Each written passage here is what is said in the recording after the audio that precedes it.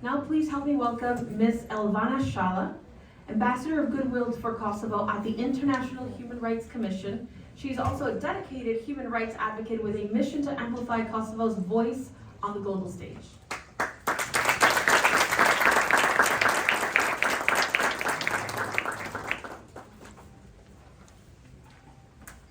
Good afternoon, everyone. Honorable Director of the American Institute for Diplomacy and Human Rights, Ms. Value, distinguished members of the United States Congress, Excellency Minister, esteemed ambassadors, ladies and gentlemen.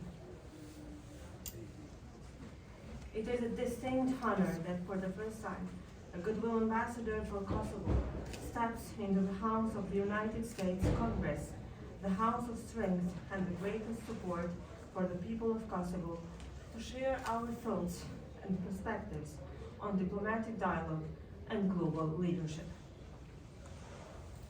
In this hall, a symbol of American policymaking, where some of the most defining decisions of international order since World War II have been shaped, it is imperative to reflect not only on the challenges we face, but also on the ways we respond to them. In an increasingly interconnected world, diplomacy is the most powerful instrument we possess to protect peace, manage differences, and advance the collective interest in the face of borderless threats, climate change, pandemics, cybersecurity, and the unequal distribution of resources. Within this context, diplomatic dialogue is not a luxury for peaceful times. It is a preventative tool against crisis escalation, a guarantee for multilateralism, and the foundation of sustainable international relations. Above all, it is a path toward peace, development, and global justice. Effective diplomacy transforms tension into negotiation, doubt into transparency, and polarization into partnerships. Distinguished guests, as I stand before you as the Goodwill Ambassador for Kosovo, in the country that has offered unwavering support to our people in the most difficult times, together with all European partners, allow me to present an extraordinary example of successful diplomacy that saved an entire nation, the people of Kosovo. The numerous peace negotiations between Kosovo and Serbia, the intervention of NATO forces, and the declaration of Kosovo's independence in 2008 are the outcomes of a long diplomatic process strongly supported by the United States of America and its European allies. Through EU-mediated dialogue, Kosovo and Serbia have been engaged in efforts to normalize relations, a challenging but necessary journey toward peace and stability in the Balkans.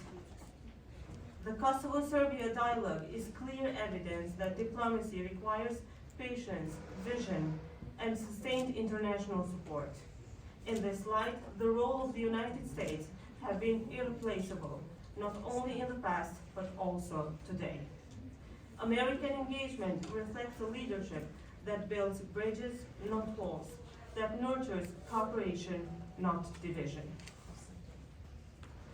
Today, Kosovo is a functioning democracy with free and fair elections, an independent judiciary, and an active civil society with a clear Euro-Atlantic orientation. However, the challenges remain considerable. Therefore, international support is not only necessary, it is essential for Kosovo to be recognized not merely as a regional issue, but as an integral part of European stability and the global peace architecture. Justice for war crimes, crimes against humanity, and the use of sexual violence as a weapon of war must remain a priority for all of us so that peace may prevail even in the hearts of those who have survived such atrocities. Vasfije Krasniqi Goodman, Ramadani Shore, and Shurete Tahiri Suleimani, survivors of sexual violence during the war in Kosovo, who broke the silence and revealed their truths to the world. And like them, there are thousands more, not only in Kosovo, but in every place afflicted by conflict. Ladies and gentlemen, despite its importance, we must understand clearly that diplomatic dialogue cannot operate in a vacuum. It requires a new global leadership capable of confronting the complex reality of a multipolar world where traditional powers are raising their roles and emerging powers seek a seat at the decision-making table. And here arises a fundamental question. What kind of leadership does the world need today? A transformative global leadership, one that shifts focus from hard power toward leadership that builds trust, fosters cooperation, and promotes long-term stability. Today, we are witnessing a new era where technology, information, and international connectivity are shaping a new global order. An inclusive order that centers youth, civil society, women, non-majority communities, and marginalized groups. As the world continues to face security crisis, new waves of migration and armed conflicts such as those in Ukraine, the Middle East, and rising tensions in the Indo-Pacific, the importance of multilateral diplomacy and renewed global leadership has grown more than ever before.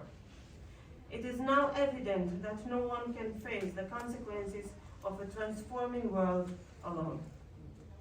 Therefore, such a diplomatic vision does not exclude the defense of national interests. On the contrary, it reinforces them, because stability in the Balkans, peace in the Middle East, security in Asia, and transatlantic partnerships are strategic interests, and they cannot be built without dialogue, inclusion, and trust. In conclusion, allow me to emphasize, the global leadership of the future will not be measured solely by the quantity of resources it commands, but by the quality of hope it inspires.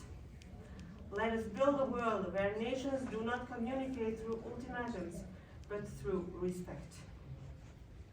Where divisions are resolved through dialogue, not violence, and where leadership is not measured by domination, but by positive impact and resilience. Let this be the era of wise diplomacy, and let us be the new generation of leaders guiding this era. Thank you.